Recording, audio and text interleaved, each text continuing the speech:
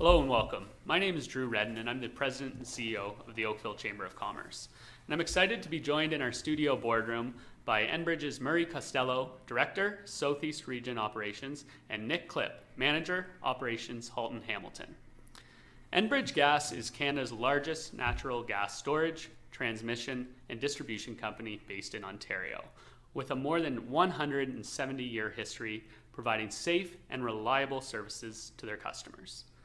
Enbridge provides an affordable energy choice to approximately 3.8 million residents and businesses and is leading the transition towards a lower carbon future. Now, I believe it's a really appropriate and interesting time to have the opportunity to host this conversation as we see companies, governments, and consumers making major decisions around low carbon plans. So I thank you both for joining me and taking the time to speak directly to Oakville Chamber members. And let's get started by setting the table for the audience with who is Enbridge Gas? Drew, thank you and the Oakville Chamber for inviting us here today. In your introductory comments, you did cover off a bit about Enbridge, and so I'd like to add in a little bit more. So you are correct, is that we do have almost 4 million customers across Ontario. We provide distribution, transmission, and storage services. And so if I try to bring it down a little closer to Oakville, so in Oakville, very fortunate, been serving this community for over 100 years, and we do have 66,000 customers in Oakville. For us at Enbridge, it's really important to give back to the community, so really big on supporting a number of different programs, and we do have a program that's called Fueling Futures. And so if I look specifically, there is the Food for Life and Halton Learning Foundation that we've supported. Another big organization we like to support is the United Way. So if I go across our whole enterprise, we're able to donate $2.2 million to the United Way, and then also being very active in the Hamilton-Halton United Way and supporting them. So just kind of bringing it back to who is Enbridge, a deliverer of safe, reliable natural gas to almost 4 million customers across Ontario. So if we're to focus the discussion on the future of energy, and I think that's what a lot of people are really interested in, they're watching the news, they're seeing what's going on.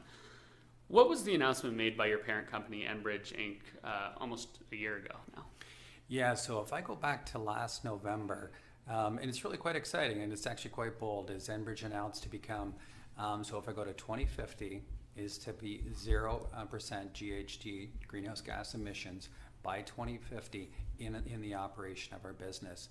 If we try to come forward a little bit sooner, if we come to 2030, it's really to decrease the intensity in our operations of greenhouse gas emissions by 35%. So we are taking a look at and that is a bold statement to make, right? And it is tying executive compensation to achieving these targets, and a lot of work. And actually, the executives probably took about a year before they landed on kind of setting those targets, setting that time frame.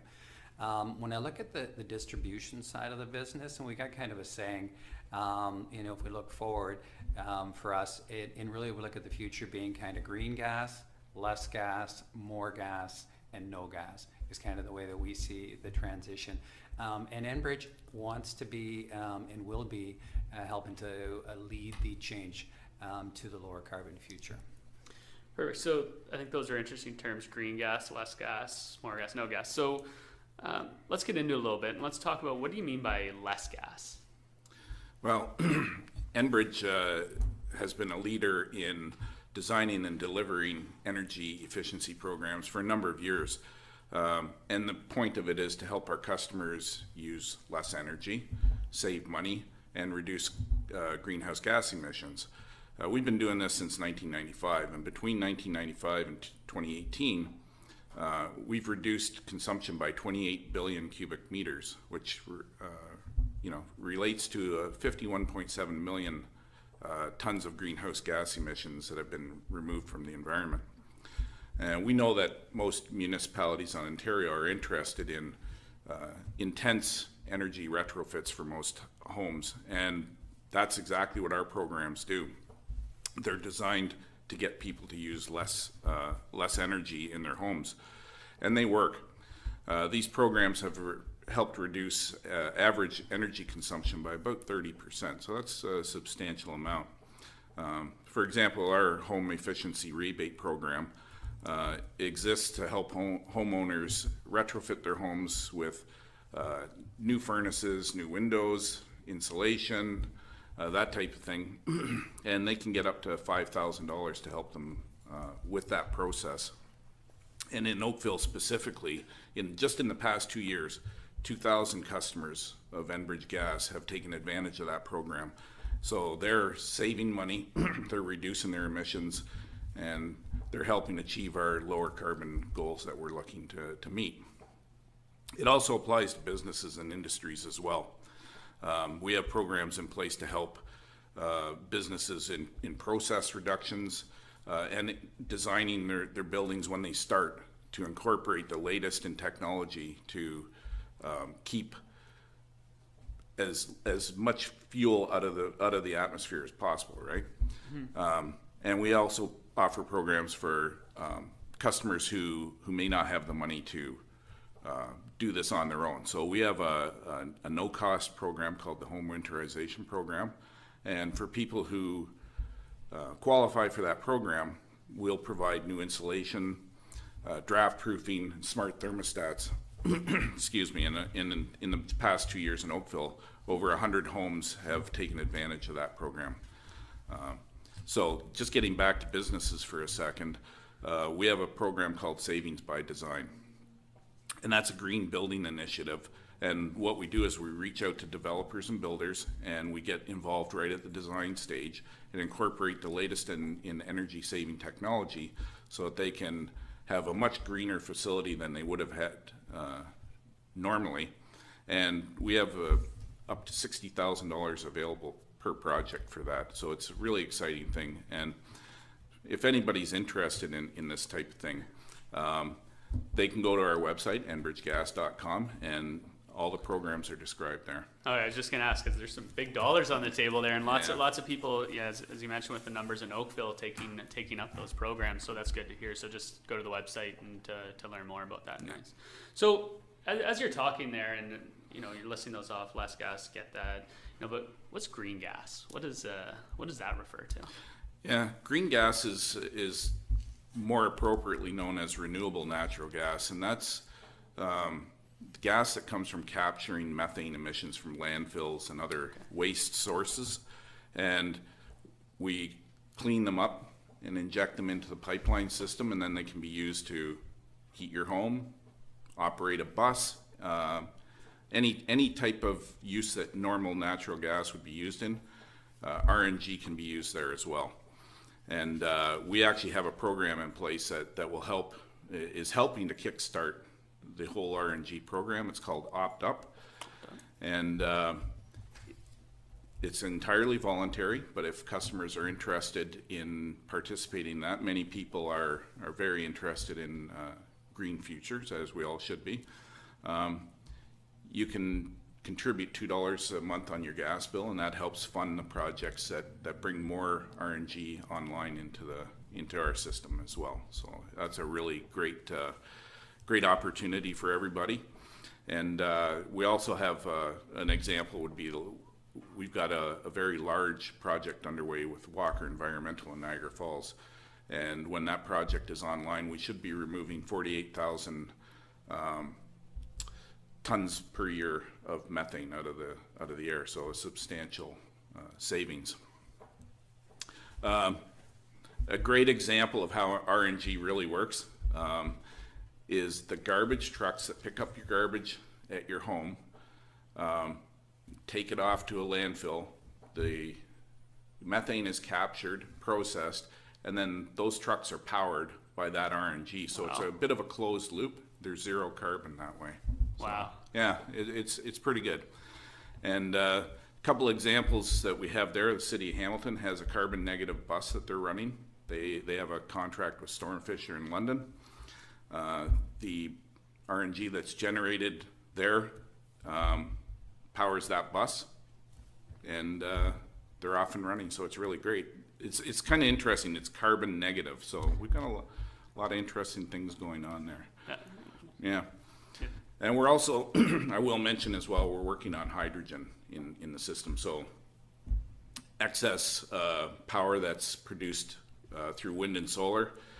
We generate hydrogen through electrolysis, and we're injecting that into a system in a pilot project in Markham right now. So that's a very interesting and exciting future, and we're very big on hydrogen as a fuel in the future.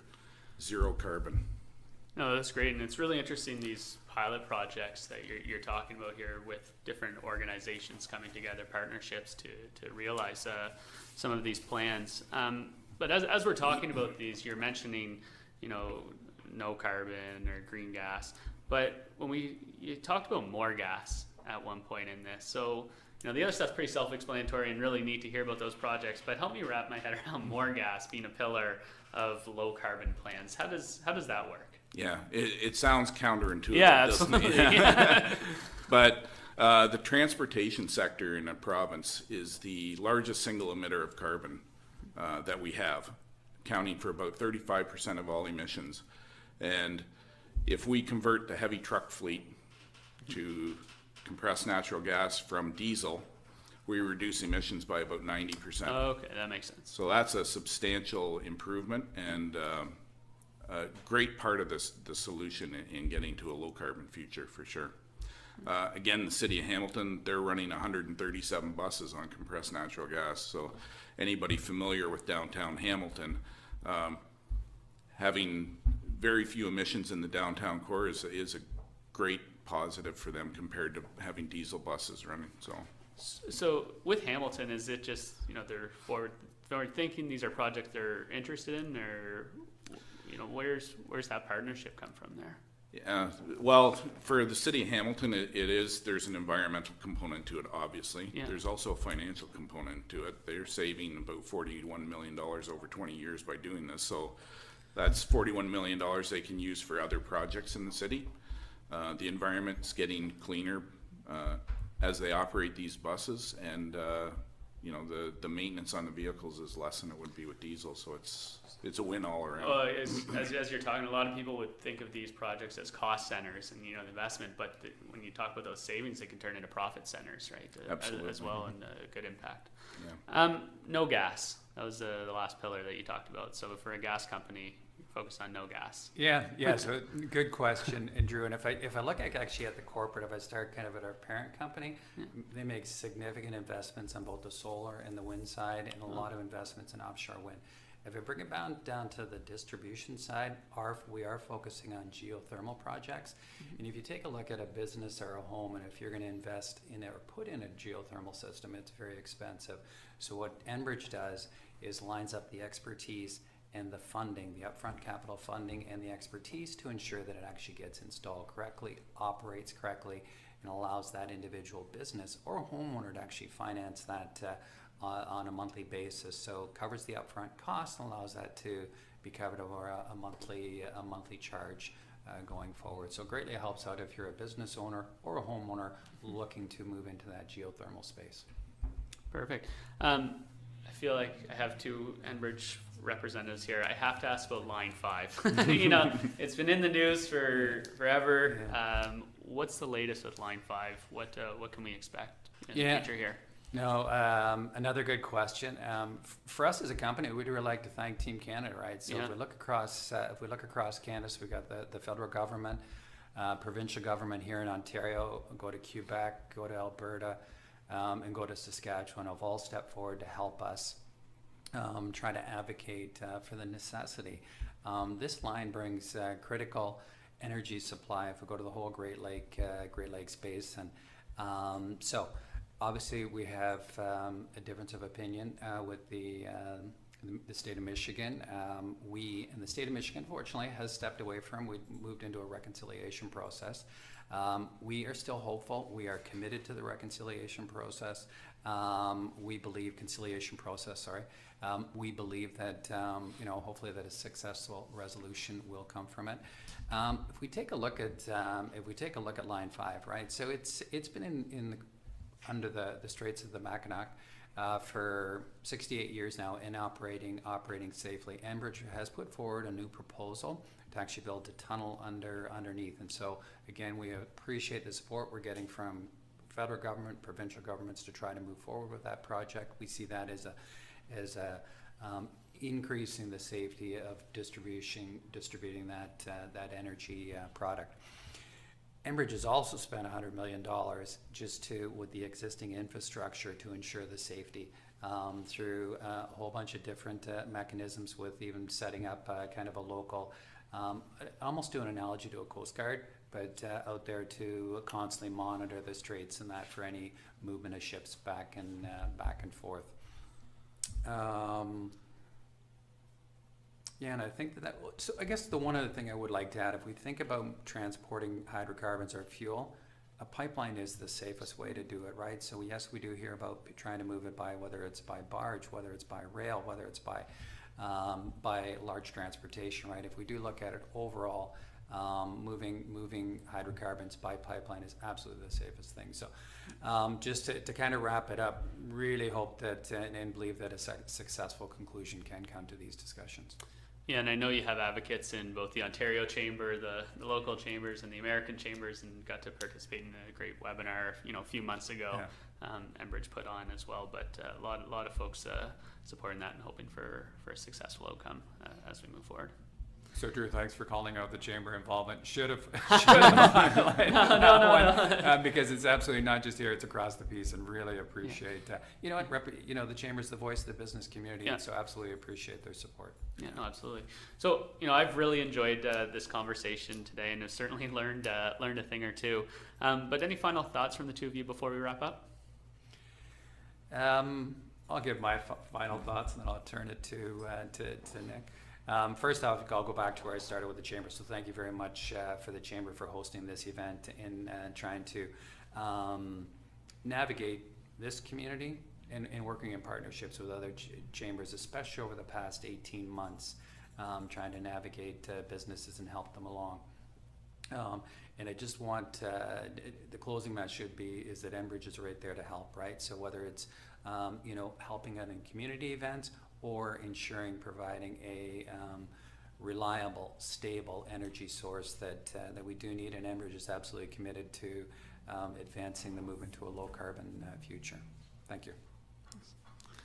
That if any of the chamber members are interested in the programs that we talked about or getting any more information, please feel free to contact us. Local information certainly can be obtained through the chamber, and we'd be glad to help anybody who has questions.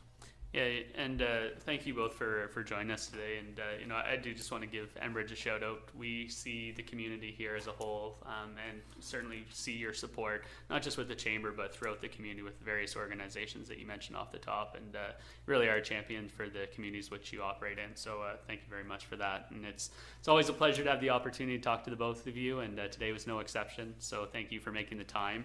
And thank you for everybody who tuned in from your home, your office, or wherever you are today. Thank you again, and have a safe and productive day.